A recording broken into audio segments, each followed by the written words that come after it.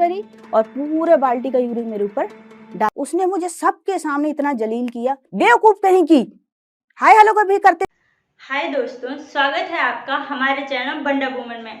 आज मैं बात करने वाली हूँ एक ऐसी महिला के बारे में जिनके बारे में सुनकर और जानकर आप हैरान हो जाएंगे कि इतनी मुश्किलों को पार कर कैसे एक महिला एक आज के समय में जॉइंट डायरेक्टर के रूप में काम कर रही है, जिसने कभी सोचा भी नहीं था और एक छोटे से गांव से निकलकर जिसकी परवरिश बहुत ही गरीबी में हुई और आज वो इतने बड़े मुकाम पर।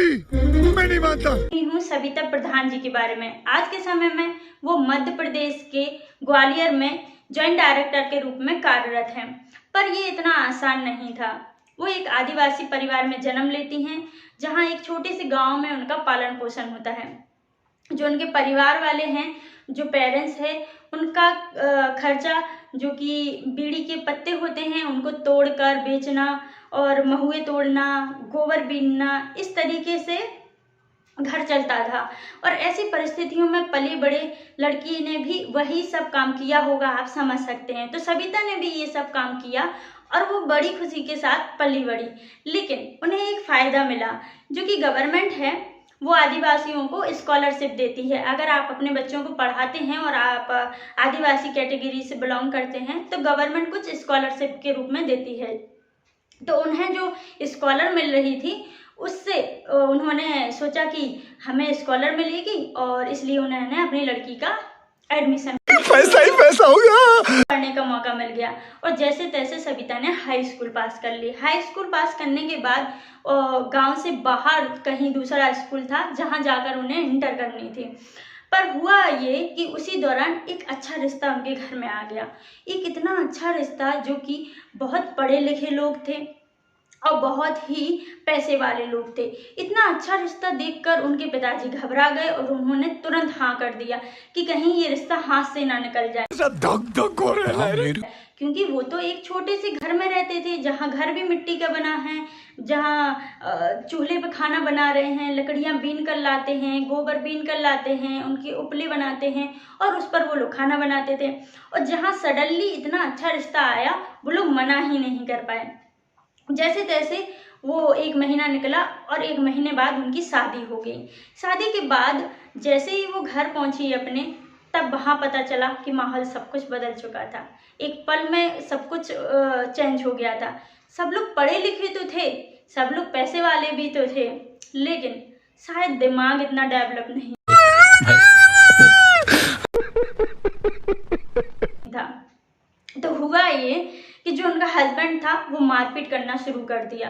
वो इतना मारता था छोटी छोटी बातों में कि जिसका उसको पता भी नहीं कि उसकी गलती क्या है और किस गलती पे मार रहा है, उसको मालूम ही नहीं। एक 17 साल की लड़की जो कि अनजान है हर चीज़ से, घर का काम कर रही है, खाना बना रही है, बर्तन मांज रही है, जो भी घर के काम होते हैं सभी करने के साथ साथ वो मार खा रही है। और किस बात पर मार खा रही है उसको पता नहीं। उसकी सिस्टर इन लॉ जो कि MBA कर रही है, उसकी ननद MBA करने के बावजूद, इतनी पढ़ी लिखी होने के बावजूद वो भी उसे हाथ उठा रही है, वो भी मार रही है। वो अनजान, वो उसे नहीं मालूम कि ऐसा क्यों हो रहा है। जैसे तैसे वो सोचती है कि ठीक है घर का काम है, ये सब चला लूंगी, लेकिन ये जो मारपीट है वो बहुत बढ़ता ही जा रहा था, बढ़ता ही जा रहा था। उसने सोचा मुझे नहीं रहना है। तो अचानक एक दिन क्या हुआ कि जैसे ही उसके हस्बैंड ने उस पर हाथ उठाया और मारपीट की, उसी दिन उसके पिताजी घर आ जाते हैं। पिताजी घर आने के बाद वो सोचती है कि अब तो मुझे बहुत अच्छा मौका है और मैं यहाँ से चली जाऊँगी, मैं अपने घर जाऊँगी। पर होता क्या है, उनके पिताजी वो बोलते हैं ठीक है आप रेडी रहना, शाम को मैं आके ले जाऊँगा। वो खुशी से सारा घर का काम करती है और सोचती है कि आज तो मैं अपना छुटकारा पा लूँगी और अपने घर चली जाऊँगी। पर वो अंत तक वेट करती रहती है। 7 बज जाते हैं, 8 बज जाते हैं, 10 बज जाते हैं, उनके बाबूजी वहाँ लेने आते ही नहीं हैं।